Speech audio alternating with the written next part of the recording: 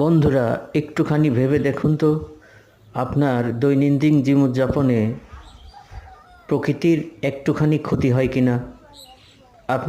আপনি যদি ধার্মিকই হয়ে থাকেন, আখিরাতকে বিশ্বাস করেন, ইবাদত করেন, তাহলে চিন্তা করুন যে আপনার দৈনন্দিন জীবনযাপনে প্রকৃতির ক্ষতি হয় এমন কর্মকাণ্ড আপনার দ্বারা হচ্ছে কি না। আপনি সেদিক থেকে বিরত থাকেন, তাহলে আপনার ইবাদত আল্লাহর দরবারে কবুল হবে বেশি। আল্লাহ আপনার উপরে সন্তুষ্ট থাকবে।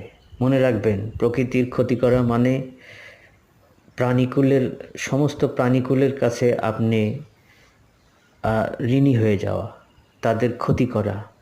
তারাও কষ্ট পাবে প্রকৃতির ক্ষতি করলে। প্রকৃতি যদি ক্ষতিগ্রস্ত